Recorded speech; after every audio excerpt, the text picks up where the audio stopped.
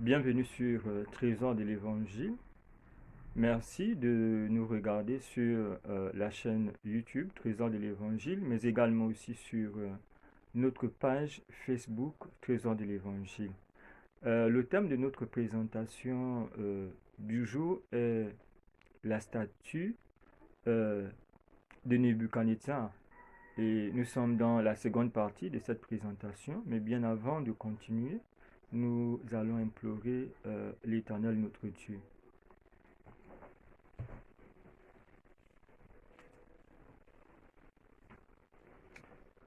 Éternel notre Père et notre Dieu, nous te sommes infiniment reconnaissants, que ton nom soit glorifié, que ton nom soit magnifié, élevé, exalté, alors que nous avons encore l'opportunité, durant ces moments, d'ouvrir ta parole afin d'étudier la statue de Nebuchadnezzar. C'est toi-même notre Père et notre Dieu qui a donné ce rêve à ce monarque et tu veux que nous puissions comprendre ce rêve pour nous qui sommes parvenus à la fin du temps et de nous accorder, Papa, nous t'en supplions, ton Esprit Saint, ta sagesse, afin que nous puissions comprendre et donne bénir chacun d'entre nous de près ou de loin en participant à ce partage.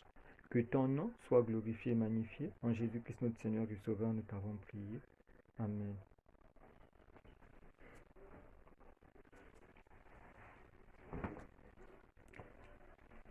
Voilà, donc la statue de Nebuchadnezzar. Nous allons poursuivre notre étude et nous sommes, comme je le disais tout à l'heure, dans la seconde partie. Alors, bien avant de continuer, nous allons encore histoire de nous rafraîchir la mémoire, on va essayer un peu de présenter encore cette statue de Nebuchadnezzar en miniature, n'est-ce pas? Et on va un peu essayer, voilà, l'objet de notre étude. On va essayer un peu pour qu'on puisse essayer de mieux voir, n'est-ce pas? Voilà, je crois que là, on voit mieux, n'est-ce pas? Nous avons déjà parlé de cette euh, statue de Nebuchadnezzar. Donc, nous voyons ici cette statue, n'est-ce pas? Nous avons la tête, comme on a dit la fois dernière, la tête d'or. Nous avons la poitrine et les bras qui sont d'argent.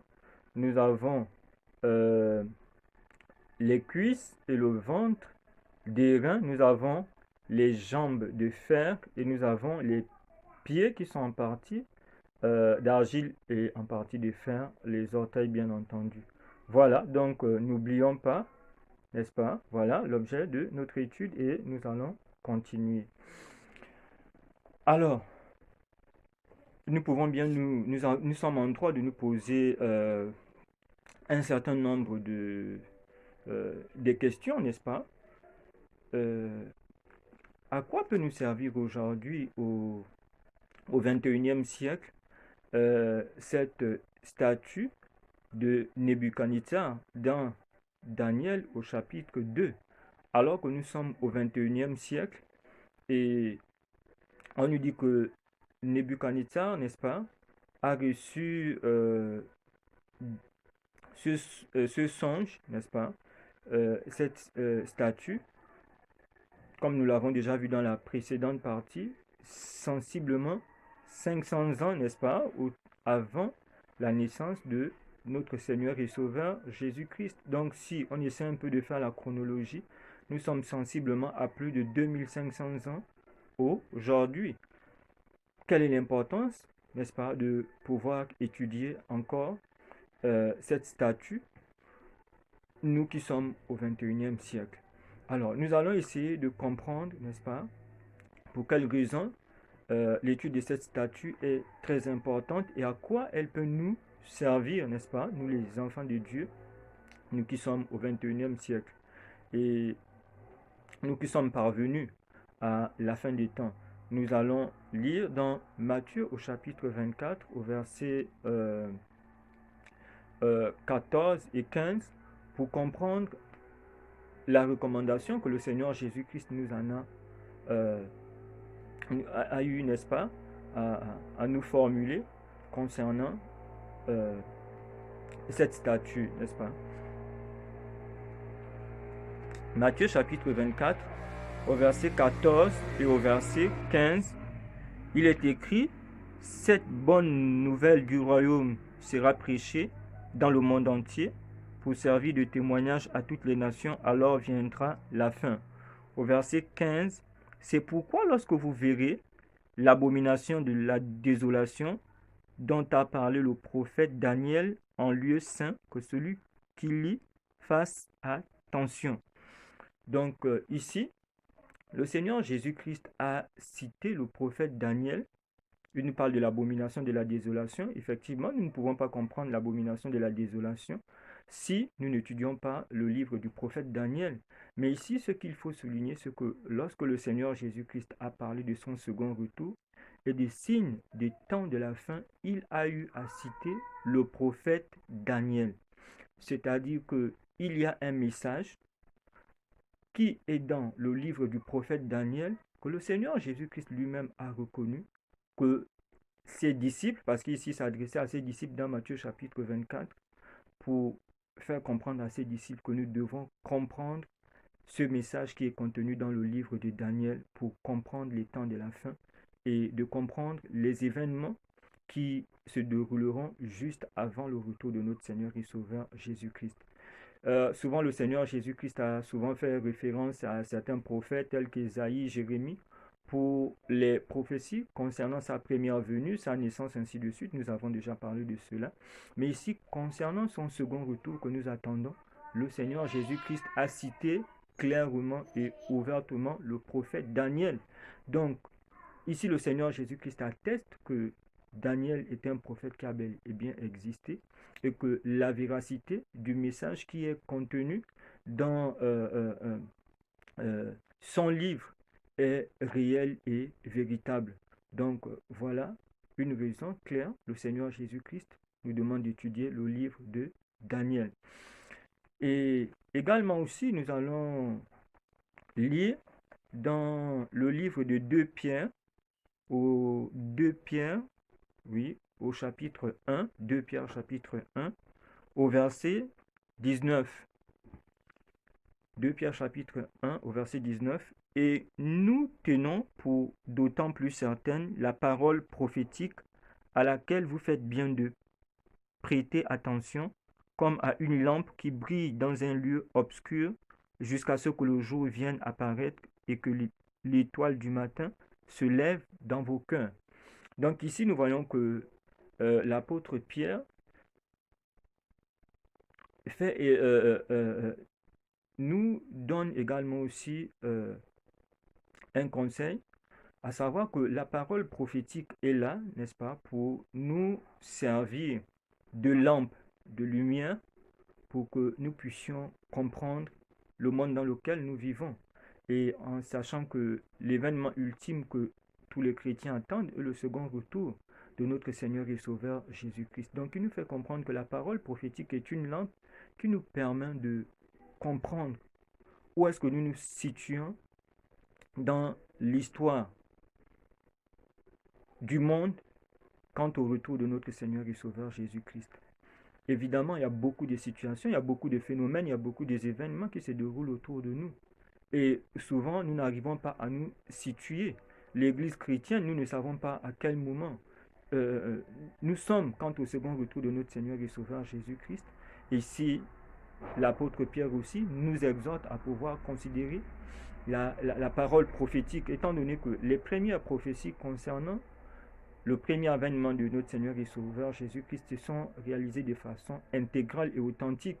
Il y a des prophéties qui concernent son second avènement qui se réaliseront, qui sont en train de se réaliser également aussi de façon authentique. Donc si nous n'étudions pas la parole prophétique, nous allons nous perdre. Et ici, cette parole prophétique, nous allons l'étudier dans le livre de Daniel au chapitre 2 avec la statue de Nebuchadnezzar. Donc nous allons repartir dans le livre de Daniel au chapitre 2 pour continuer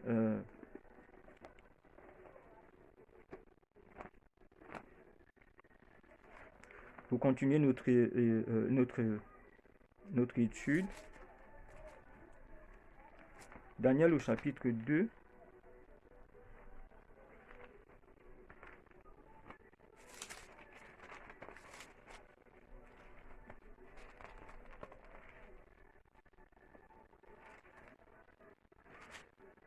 Voilà. Daniel au chapitre 2. Daniel au chapitre 2. Et nous allons continuer. Daniel au chapitre 2. Donc, nous avons déjà présenté cette statue. Et cette statue, le roi Nebuchadnezzar reconnaîtra de façon euh, euh, claire et nette que l'interprétation que Daniel a donnée de son songe, interprétation qu'il a reçue du Dieu des cieux, comme il nous a fait comprendre, il avait prié avec ses amis. Nebuchadnezzar va reconnaître, n'est-ce pas, cette interprétation de façon authentique. Alors, donc, nous allons nous poser la question, que signifient les différentes parties de cette statue? Et nous avons d'abord la tête d'or. La tête d'or, dans Daniel chapitre 2, au verset 38. Ici, nous allons lire Daniel chapitre 2, au verset 38.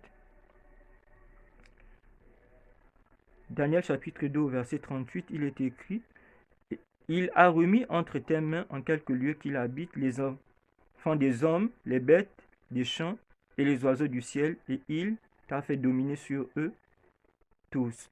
C'est toi qui es la tête d'or. Donc ici, nous voyons que l'interprétation de la prophétie, n'est-ce pas, dans Daniel chapitre 2, est une interprétation historique. C'est une interprétation historique, c'est-à-dire qu'elle suit le cours du temps, le cours de l'histoire. Et il n'y a pas d'autre interprétation à donner ici parce que c'est une prophétie qui s'explique elle-même. Donc, Daniel va faire comprendre au roi, selon ce que Dieu lui a révélé, que la tête d'or, c'est lui. Parce qu'on désigne un royaume, ou bien un empire, ou bien un pays, peut être désigné aussi par son président. Donc, c'est le royaume de Babylone ou l'empire babylonien, selon que nous allons descendre de la tête jusqu'aux pieds. Donc, on peut utiliser le terme royaume ou bien empire. Donc, le royaume de Babylone ou l'empire babylonien. Et l'histoire de l'humanité nous révèle qu'à partir de Nebuchadnezzar, n'est-ce pas, le cours de l'histoire s'est déroulé exactement selon le songe de Nebuchadnezzar et l'interprétation que Daniel a eu à donner. La tête d'or représente Babylone. Et cet empire, selon l'histoire, nous sommes invités à pouvoir consulter les livres d'histoire. L'empire babylonien, ou bien le royaume de Babylone, a existé de 605 à 539 avant Jésus-Christ. Et effectivement, le royaume de Babylone, quand on revoit l'histoire, on dit qu'il y avait des merveilles, n'est-ce pas, dans le royaume de Babylone, avec ces grandes murailles, avec des jardins suspendus. Il n'y avait pas que de bonnes choses. Nous voyons euh, l'occultisme qui existait, comme nous avons déjà vu auparavant, tous ces gens qui étaient autour de ce roi, ce monarque Nebuchadnezzar. Donc, aujourd'hui, cela a encore des implications dans l'exercice du pouvoir, jusque dans nos générations au XXIe siècle. Donc, le royaume de Babylone a bel et bien existé de 605 à 539 avant Jésus-Christ. Et après le royaume de Babylone, dans Daniel chapitre 2 au verset 39, euh, il nous est dit que après lui, un autre royaume devait arriver, n'est-ce pas? Après toi, au verset 39, il s'élèvera un autre royaume moindre que le tien. Et le royaume qui a suivi après le royaume des Babylone, c'est l'empire ou bien le royaume des Mèdes et des Perses. Et l'histoire retient que le royaume des Mèdes et des Perses a existé de 539 à 331 avant Jésus-Christ. Et on se souvient de l'héritage, n'est-ce pas, des Mèdes et des Perses. On parle de lois qui étaient très rigides, n'est-ce pas, des lois qui étaient très rigides. dans le royaume des Mèdes et des Perses, avec certains monarques tels que Cyrus. Et au verset après, au verset 40, au verset 40, il est dit, après toi, il s'élèvera un autre royaume moindre que le tien, puis un troisième royaume qui sera d'airain et qui dominera sur toute la terre. Donc au verset 39 déjà, le troisième royaume dans l'histoire de l'humanité qui vient après le royaume des Mèdes et des Perses, c'est euh, le royaume grec ou l'empire grec, selon notre convenance, n'est-ce pas, qui est représenté par le ventre et les cuisses des reins.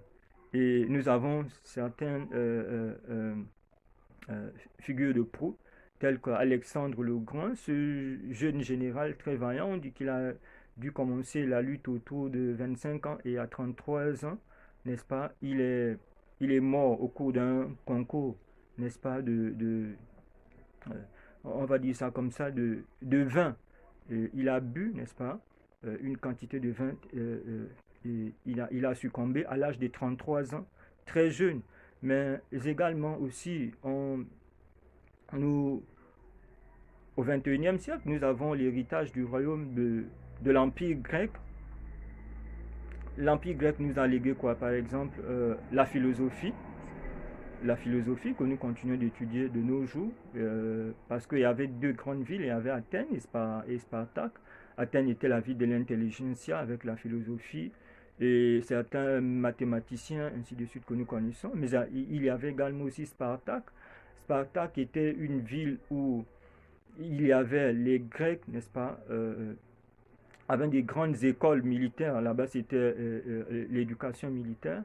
Et ces tactiques, les théories de guerre de ces écoles militaires grecques sont encore étudiées aujourd'hui dans nos écoles militaires modernes.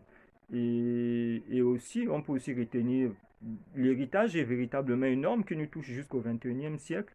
On peut aussi citer les Jeux olympiques. Les Jeux olympiques ont commencé en Grèce, mais nous voyons que jusqu'au XXIe siècle, l'humanité continue toujours avec les Jeux olympiques. Donc voilà le troisième royaume après les Mèdes et les Perses. Et au verset 40, Daniel chapitre 2 au verset 40, il est dit, il y aura un quatrième royaume fort comme du fer, de même que le fer brise et rompt tout, il brisera et rompra tout comme le fer qui met tout en pièces. Donc si le quatrième royaume ici, c'est euh, euh, l'Empire romain, comme on a dit, on peut utiliser royaume ou empire. L'Empire romain va succéder à l'Empire grec. Et nous savons ce que cela signifie. On nous dit que l'Empire romain est représenté dans cette statue de Nebuchadnezzar par les jambes de fer. Et le fer signifie euh, la dureté, n'est-ce pas? La rigidité. Et le fer ici symbolise la violence de l'Empire romain. Ces empereurs, n'est-ce pas, étaient très violents et étaient très cruels. Nous pouvons écouter cet adage qui dit tous les chemins mènent à Rome. À l'époque, Rome est allée conquérir, n'est-ce pas, le monde entier et tout revenait presque à Rome. Tous les chemins mènent à Rome. Mais on cite également aussi certains empereurs. Nous avons par exemple, nous savons que le Seigneur Jésus-Christ est né sous l'Empire romain. Il a été crucifié et ressuscité également sous l'Empire romain avec des personnages tels que euh, celui des empereurs tels que Néron, des empereurs tels que Dominicien, et celui qui a failli, n'est-ce pas, tuer le Seigneur Jésus-Christ lorsqu'il est né. On se souvient de l'histoire de Marie et de Joseph qui ont été avertis en songe, qui ont fui en Égypte, je crois si mes souvenirs sont bons, Tibère, n'est-ce pas? Donc c'était des empereurs cruels. On parle d'Hérode, de leur gouverneur. On a vu que quand le Seigneur Jésus-Christ, et le bébé Jésus a échappé, ils ont massacré de tous jeunes enfants, n'est-ce pas, sans pitié. et on a leurs gouverneurs, ainsi de suite, Hérode, les Pilates et tout ce monde. Donc l'Empire romain, ce sont eux qui ont laissé la théorie selon laquelle que pour on peut faire la paix, n'est-ce pas? On peut imposer la paix par la guerre, les armes. Et aujourd'hui, nous voyons, nous nations, n'est-ce pas? Celles-là qu'on appelle les grands de ce monde face à certains pays qui sont démunis quant à eux, du moins sur le plan militaire, ainsi de suite. Quand ils veulent imposer leur hégémonie, qu'est-ce qu'ils viennent? Ils imposent, n'est-ce pas, la loi de la force et de la guerre. Et ce sont des concepts qui viennent, n'est-ce pas, de l'Empire romain. On peut imposer la paix par la guerre. Donc, voilà, donc le quatrième royaume, c'est l'Empire romain. Et nous retenons que, pardon, l'Empire grec, ça on ne l'a pas dit, l'Empire grec a existé de 331 à 168 avant Jésus-Christ. L'Empire grec de 331 à 168 avant Jésus-Christ. Et l'Empire romain a régné de 168 avant Jésus-Christ à 476 après Jésus-Christ. 168 avant Jésus-Christ à 476 après Jésus-Christ. C'est l'un des empires qui a vraiment mis du temps et qui a duré. Voilà, donc nous sommes au verset 40 de Daniel chapitre 2. Ensuite, nous allons continuer dans Daniel au chapitre 2.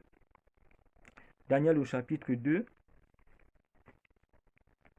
Toujours, nous allons passer au verset... on était au verset 41.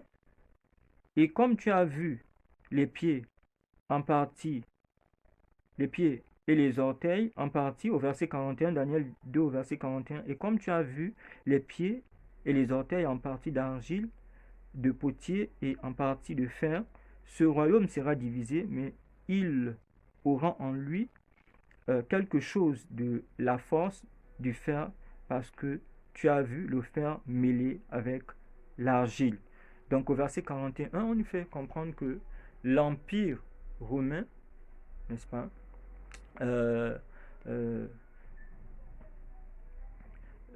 l'Empire romain, après l'Empire romain, n'est-ce pas, a été détruit en 476 après Jésus-Christ. Alors, comment est-ce que cet empire a été détruit? L'histoire nous rapporte que l'Empire romain a été détruit par des tribus que eux, les Romains, appelaient les barbares, qui étaient venus pour la plupart du nord de l'Europe, sinon un peu de l'Est. Et ces tribus barbares ont envahi l'Empire romain. Et ce sont ces tribus qui vont détruire l'Empire romain. Et on nous fait comprendre que après l'Empire romain, sur la statue, on nous dit qu'au verset 41 que nous venons de lire, qu'ils seront comment? Ils seront divisés au niveau des orteils, n'est-ce pas, des pieds. Nous avons 10 orteils. On nous dit que ces orteils seront en partie de fer et en partie d'argile. Déjà que c'est un alliage, même un alliage qui ne peut pas avoir lieu parce que l'argile et le fer ne peuvent pas se souder. Donc il n'y aura pas d'union. Et il y a aussi au niveau des 10 orteils, donc il y aura certains qui seront forts comme du fer, mais d'autres qui seront faibles comme de l'argile. Au verset 41, donc l'histoire nous fait comprendre que ce sont ces tribus barbares, n'est-ce pas, qui ont envahi l'Empire romain. Et quelles étaient ces tribus? Et ces tribus parmi lesquelles on cite les anglo-saxons, ce sont eux, n'est-ce pas, qui sont aujourd'hui représentés par l'Angleterre. Il y avait également aussi les Francs qui sont représentés par la France d'actuelle. Il y avait les Alamans qui sont représentés par l'Allemagne d'aujourd'hui. Il y avait les Lombards qui sont représentés par l'Italie. Il y avait les Wisigoths Wisigoths qui sont représentés par l'Espagne actuelle, les Burgondes qui sont représentés par la Suisse, mais il y a trois autres.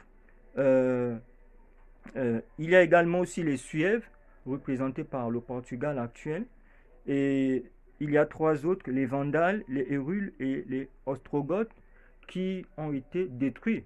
Pour la majorité ici, c'était des royaumes à l'époque. Mais on sait qu'il y a certains qui ont muté, comme la France, qui sont devenus des républiques. Il y a d'autres qui sont restés des royaumes. Et les Hérules, les Vandales, les Ostrogoths ont été détruits. Et nous verrons dans une autre étude pourquoi est-ce que les Hérules, les Vandales, les Ostrogoths ont été détruits, alors que les autres, n'est-ce pas, sont encore là. Et ce sont eux qui constituent euh, les nations d'Europe moderne, du moins, ce sont elles, si on parle des nations, n'est-ce pas, qui sont les leaders au niveau de l'Europe et d'autres peuples, n'est-ce pas, qui peuplent l'Europe moderne actuelle, procèdent pour la plupart, n'est-ce pas, sinon de ces peuples-là que nous avons cités. Donc, voilà comment est-ce qu'en est arrivé la chute de l'Empire romain. Donc, après l'Empire romain, il n'y aura plus d'empire universel. Hein. Dans la statue de Daniel, ne nous montre pas, Dieu n'a pas révélé, la statue de Nebuchadnezzar, pardon, Dieu n'a pas révélé d'empire universel après l'Empire romain, mais on nous parle de ses orteils. Et ils seront divisés, ils ne vont pas s'unir. Donc, ce sont les nations actuelles de l'Europe qui font l'actualité. Et donc, il n'y a rien d'étonnant. Tout ce que nous voyons en Europe et comment est-ce qu'ils ont établi certaines hégémonies sur d'autres continents. Ce sont ces nations ou bien ces royaumes d'Europe, pour certains qui ont muté, bien entendu, en république. Voilà, donc au verset 41, nous étions. Au verset 42, il est écrit: Et comme les doigts des pieds étaient en partie de fer et en partie d'argile, ce royaume sera en partie fort, en partie faible. 43, tu as vu le fer mêlé avec l'argile, parce qu'ils se mêleront par des alliances humaines, mais ils ne seront point unis l'un à l'autre, de même que le fer ne s'allie point avec de l'argile. Donc, pour ceux qui connaissent l'histoire de l'Europe, on nous dit que sensiblement, à un moment, tous les rois d'Europe, ils étaient presque parentés parce que ils ont essayé, n'est-ce pas, de se marier entre les familles. On dit que la reine Victoria, sensiblement, je crois, avant la Seconde Guerre mondiale, était presque la grand-mère de la majorité des rois d'Europe ou bien des dirigeants d'Europe parce qu'ils ont essayé de se marier. Ça, c'est dans l'histoire, nous pouvons vérifier cela. Ils ont essayé un peu de faire des alliances. Malgré cela, ils ne se sont pas, l'Europe ne s'est pas unis. Les États-Unis d'Europe n'ont pas eu lieu. Pourquoi? Simplement parce que la Bible l'avait déjà prédit. Ils ont essayé avec des mariages et c'est dans l'histoire, quand on regarde l'histoire de la généalogie de certains des rois d'Europe en fait. Nous venons de lire au verset 43. Au verset 44, on nous dit: Dans le temps de ces rois, le Dieu des cieux suscitera un royaume qui ne sera jamais détruit et qui ne passera point sous la domination d'un autre peuple. Il brisera et anéantira tous ces royaumes et lui-même subsistera éternellement. Donc ici, dans cette statue de Nebuchadnezzar, le Seigneur a fait comprendre à Daniel dans l'interprétation du songe que c'est au temps de ces rois, n'est-ce pas? Au temps de ces rois que nous venons de citer, l'Allemagne, au temps de l'Allemagne, au temps de la France, au temps de la Grande-Bretagne, de la Suisse, du Portugal, de l'Espagne, de l'Italie, que Dieu fera comment? Que Dieu établira, n'est-ce pas, un royaume qui ne sera plus jamais détruit. Ça veut dire que le royaume de Dieu va s'établir au temps de ces nations européennes que nous venons de citer, qui constituent l'Europe actuelle. C'est la prophétie qui le dit, n'est-ce pas? Ce n'est pas la parole d'un homme. Donc, voilà l'importance pour nous de pouvoir comprendre quand est-ce que Dieu va établir son royaume. Nous disons que c'est une prophétie, c'est un songe qui aujourd'hui de nos jours a plus de 2500 ans. Et la Bible dit que ce sont des choses que Dieu a cachées aux sages et aux intelligents de ce monde, qu'il a révélées, n'est-ce pas, à ses enfants, ceux qu'il aime, ceux qui aiment sa parole. Et au verset 43, il est dit, c'est ce qu'indique la pierre que tu as vue se détacher de la montagne sans le secours d'aucune main et qui a brisé le fer, d'airain, l'argile, l'argent, l'or, n'est-ce pas? Donc ici, on nous fait comprendre que sous temps de ces rois, qu'il y aura que cette pierre va se détacher pour venir frapper cette statue de Daniel, n'est-ce pas, par les pieds. Et lorsqu'elle frappe, n'est-ce pas, la statue de Daniel par les pieds, toute l'histoire de l'humanité, n'est-ce pas, sera anéantie. Cette longue histoire cruelle, cette longue histoire sanglante, quand on prend l'histoire de l'humanité depuis l'époque de Nebuchadnezzar, en passant par les Mèdes et les Perses, les empires, en passant par la Grèce, en passant par Rome, en passant par les nations européennes d'alors jusqu'à aujourd'hui. C'est une histoire sanglante, c'est une histoire cruelle et jusqu'en ce moment, nous sommes en train d'étudier, l'humanité ne fait que crier, n'est-ce pas, à Dieu. Et c'est au temps, n'est-ce pas, de ces rois. Donc ici, le Seigneur a voulu nous indiquer que ce n'est pas, n'est-ce pas, un homme qui mettra fin à l'histoire de l'humanité.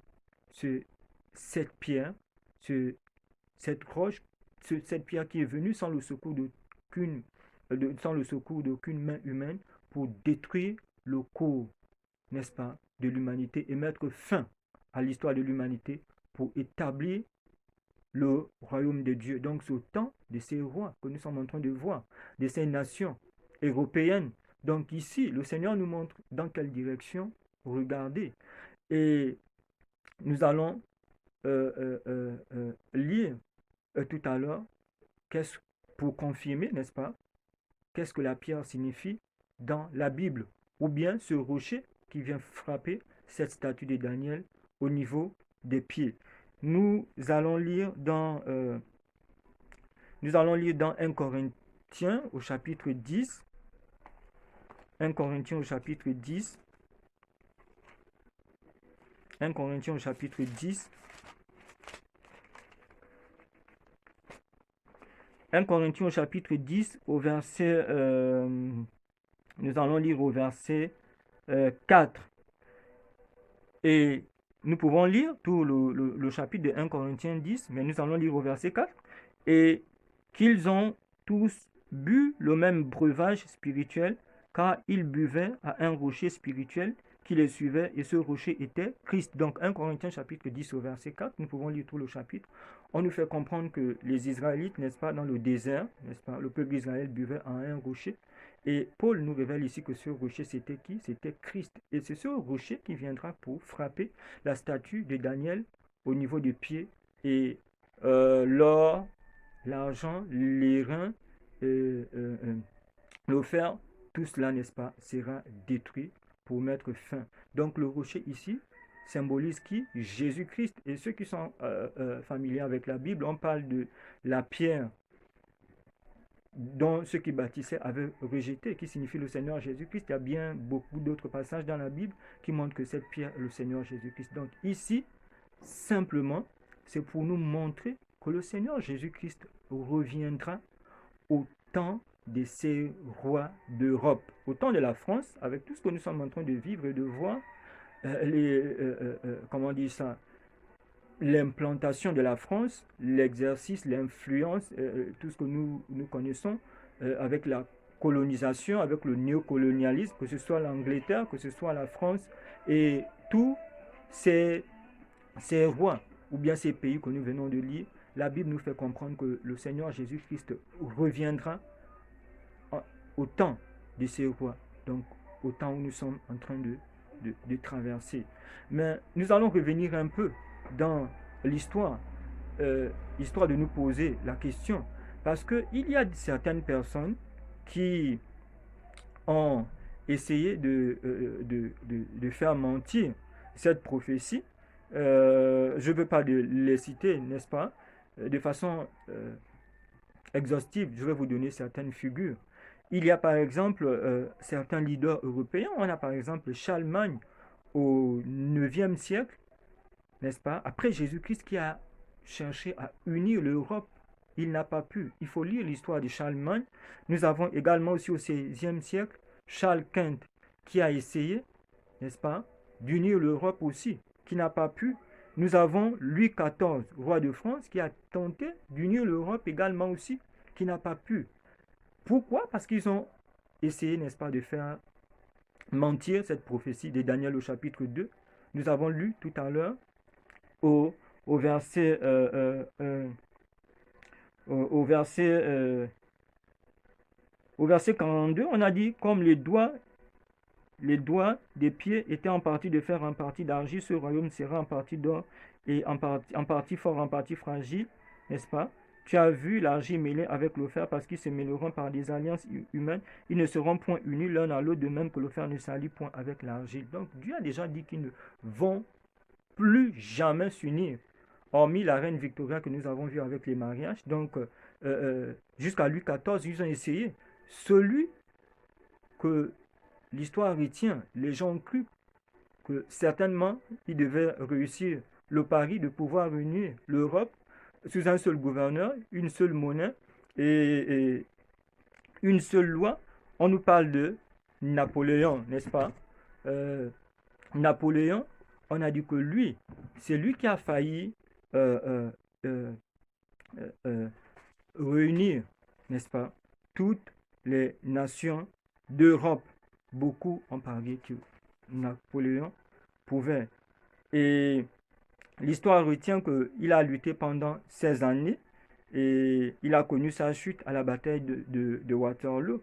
Et l'histoire retient également qu'à la fin, il fit cette déclaration quand il a été battu à la bataille de Waterloo. Il dit, le Dieu Tout-Puissant a été trop fort pour moi, n'est-ce pas? Il a reconnu qu'il a voulu accomplir, n'est-ce pas, un rêve que Dieu avait déjà dit que ce rêve ne pourra jamais avoir lieu. Et c'est pour nous dire jusqu'à nos jours, c'est un rêve toujours qui taraude les esprits des leaders européens. L'idée des États-Unis, d'Europe, n'est-ce pas, afin de reconquérir le monde entier. C'est un rêve qui est encore en eux, n'est-ce pas? Quand vous écoutez les discours jusqu'à nos jours, n'est-ce pas, des dirigeants de ces pays, ils rêvent toujours de reconquérir, euh, euh, de s'unir afin de reconquérir. On parle du marché commun, de l'Union européenne, on voit bien tout ce qui se passe, mais aussi on parle de quelqu'un comme Adolf Hitler, n'est-ce pas, durant les deux premières guerres mondiales et la seconde guerre mondiale, lui aussi, il a tenté d'établir une hégémonie, et surtout durant la seconde guerre mondiale, alors que tout le monde tremblait devant son aviation, son armée, ainsi de suite, mais il a échoué et certains historiens disent qu'à la fin, il s'est suicidé. Et dans une histoire euh, récente, nous connaissons l'histoire du Brexit. Le Brexit, c'est l'Angleterre qui décide de sortir de l'Union européenne. Et tout cela confirme la statue de Nebuchadnezzar, il y a plus de 2500 ans, qu'ils ne vont plus, ils ne pourront jamais s'unir pour établir un empire universel, les nations d'Europe. Donc le Brexit confirme bel et bien la statue de Daniel, de Nebuchadnezzar dans Daniel chapitre 2, alors qu'il y a ces événements qui se déroulent sous nos yeux, nous le regardons sur nos petits écrans, mais souvent on ne fait pas un parallèle avec la Bible. Il y a certains qui pensent que la Bible n'est plus d'actualité. Il y a d'autres qui pensent que non, l'histoire de ce monde est abandonnée. Dieu a abandonné ce monde, n'est-ce pas? Dieu n'existe pas. Mais c'est très erroné. C'est mal connaître la Bible. L'histoire du Brexit, le Brexit confirme bel et bien Daniel chapitre 2. Et ceux qui vivent en Europe, certains ne connaissent pas. Mais il y a d'autres aussi qui connaissent, comme on a parlé de Napoléon. À la fin, il a dit, le Dieu Tout-Puissant a été trop fort pour lui parce qu'il a voulu aller à l'encontre, n'est-ce pas, de cette statue de Nebuchadnezzar. Certains d'entre eux sont très instruits, même si aujourd'hui, n'est-ce pas, ces dirigeants, beaucoup n'ont pas choisi l'Éternel des armées, le Dieu des cieux, mais beaucoup ont choisi la franc-maçonnerie, les Illuminati et tout ce qui existe, la Rose-Croix, ainsi de suite. Mais au travers de ce songe du prophète Daniel, Dieu nous a montré l'histoire de l'humanité.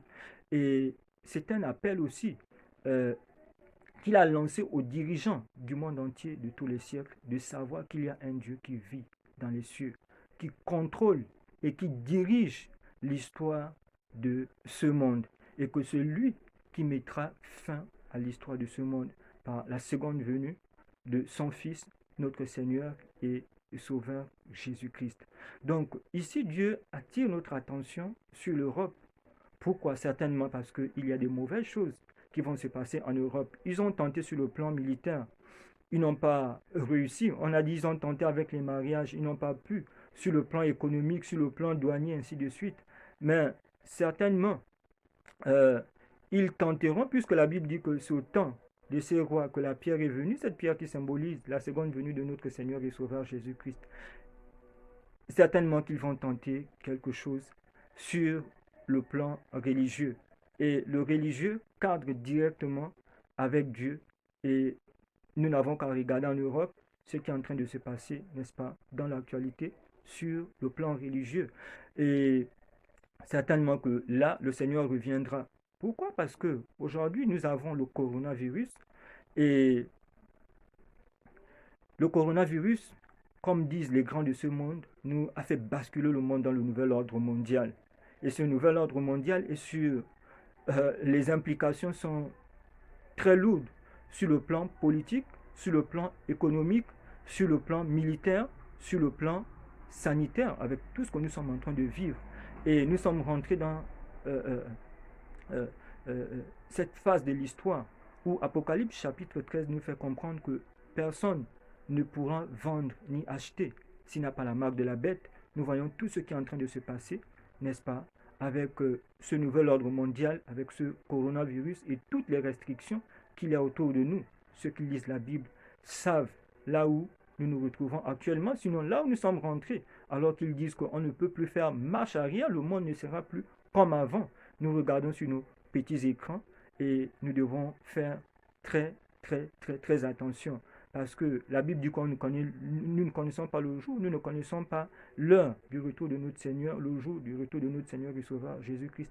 Sauf que les enfants de Dieu qui ont fondé leur vie sur la parole de Dieu, n'est-ce pas, ne seront pas pris au dépourvu quant au cours des événements. D'où l'importance pour nous d'étudier le livre de Daniel comme le Seigneur Jésus-Christ nous a exhorté dans Matthieu chapitre 24 au verset 15. Mais également aussi, il y a un événement qui vient de se dérouler dans l'actualité et je ne vous informe de rien du tout. France 24 en a parlé, le journal Le Monde français et bien d'autres médias sur Internet.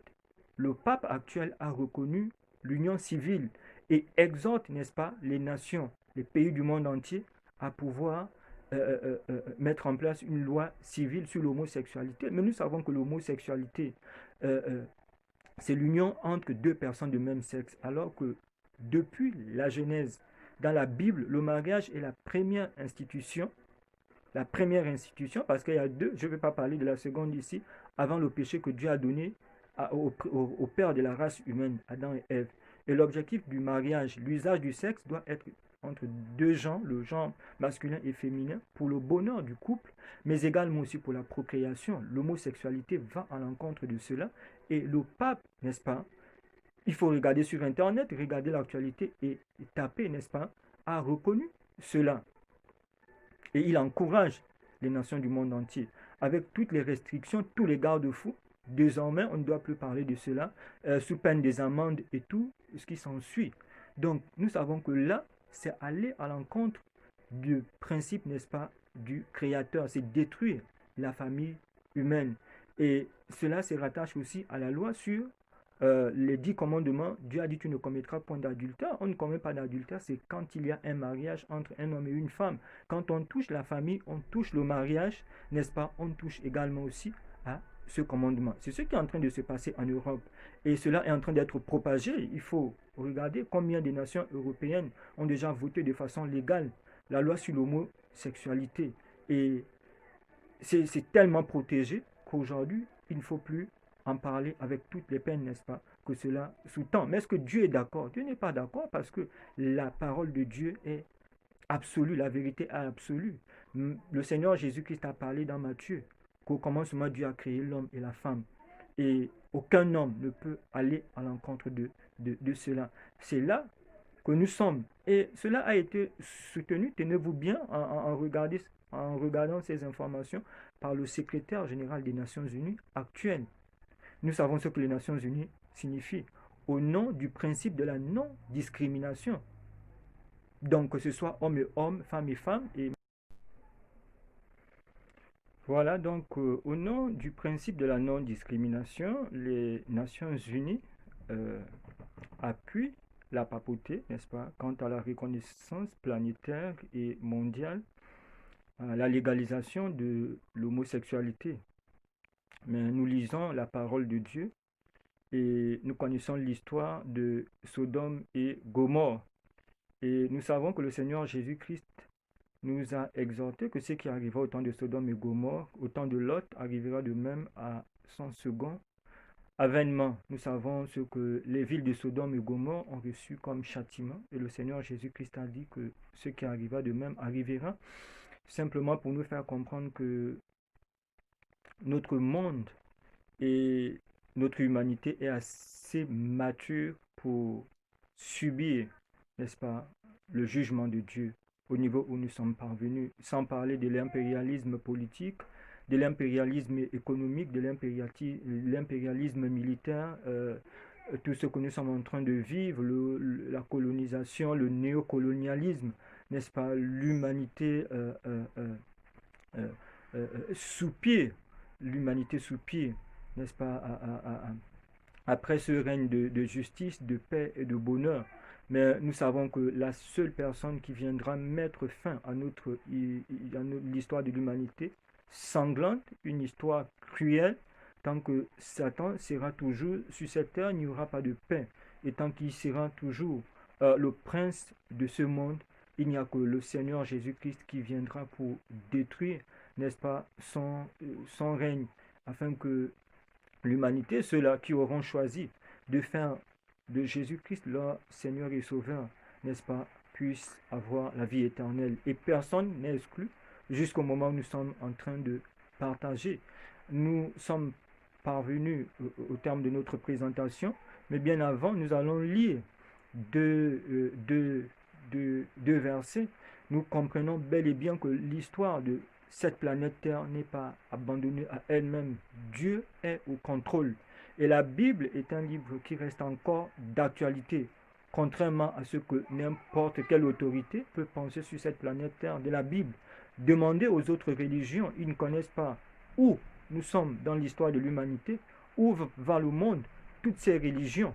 Mais la Bible reste le livre par excellence dont Dieu a donné un message particulier et spécifique au prophète Daniel, n'est-ce pas, pour nous montrer où va notre monde et où nous en sommes.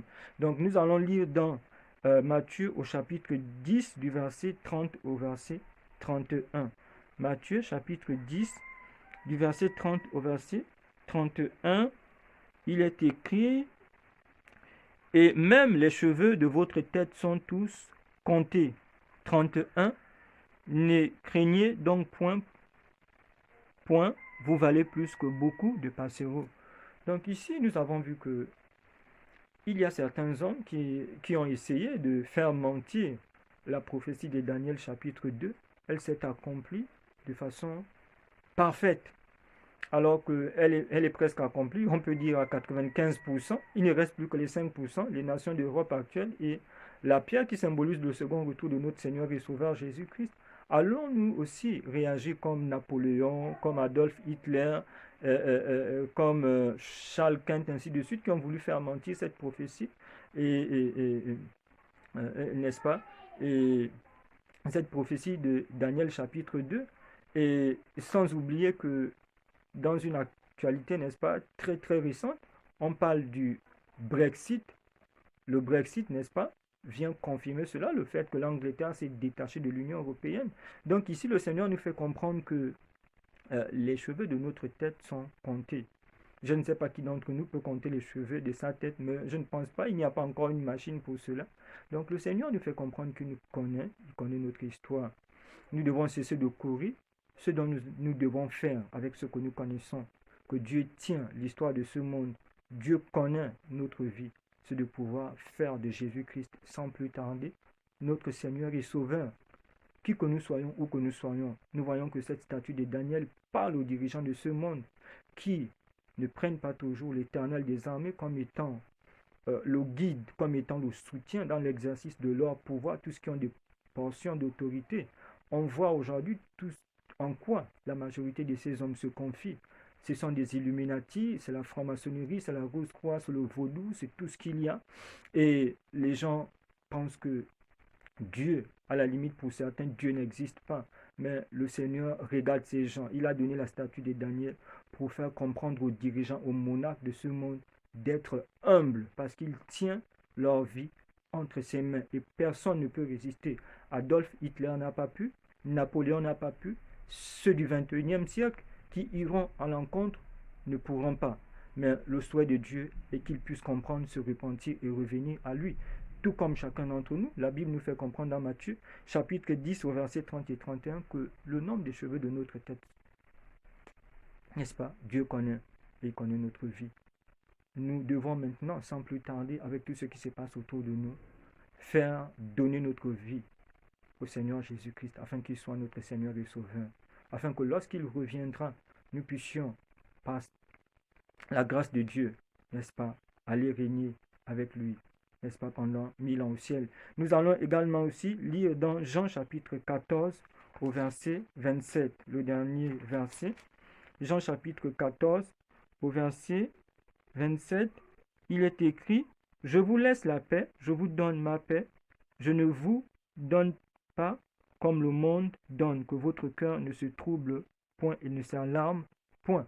Voilà, donc le Seigneur nous exhorte à pouvoir nous confier en lui afin qu'il puisse nous donner sa paix. Parce qu'il y a tellement de troubles, il y a tellement de malheurs, tellement de douleurs, de souffrances avec tout ce que nous sommes en train de vivre dans ce monde. Rien qu'à assister à certains spectacles, à voir certaines choses, cela ne peut pas nous laisser tranquilles, n'est-ce pas?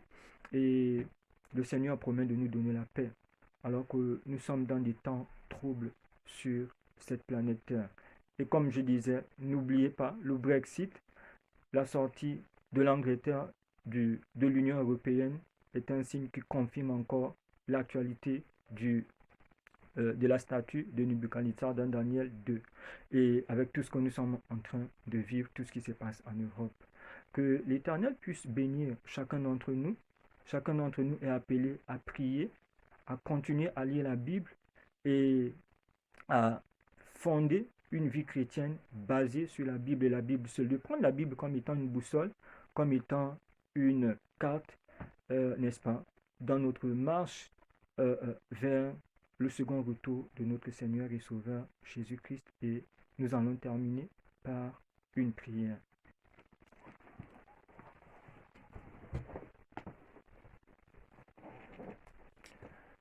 Éternel, notre Père et notre Dieu, nous te sommes infiniment reconnaissants, que ton nom soit glorifié, que ton nom soit magnifié. Nous te disons merci de nous avoir permis d'étudier Daniel chapitre 2. Nous te prions de nous baptiser de ton Esprit Saint, de nous accorder ta protection au-delà de ce que nous pensons, de ce que nous espérons. Alors que nous voyons tous les signes de ton prochain retour, daigne bénir, daigne soutenir, daigne protéger toute personne qui participera, qui a participé, n'est-ce pas, à ce programme, qui le regardera, notre Père et notre Dieu, sur le trésor de l'Évangile, et de permettre aussi à nous, qui connaissons ces vérités, de pouvoir les partager avec d'autres autour de nous, et surtout de ne pas oublier que tous ces événements qui sont en train de se dérouler sous nos yeux dans notre monde sont des signes précurseurs et avant-coureurs du second retour de notre Seigneur et Sauveur Jésus-Christ. Daigne bénir chacun d'entre nous, garde-nous, protège-nous, glorifie et magnifie ton nom sur le trésor de l'Évangile. En Jésus-Christ, nous t'avons demandé toutes ces grâces avec le pardon de nos péchés. Amen. Voilà donc d'ici que nous puissions encore avoir une autre étude sur trésor de l'Évangile dans le livre de Daniel. Que l'Éternel nous bénisse et qu'il nous garde, qu'il nous aide à véritablement digérer tout cela dans la prière.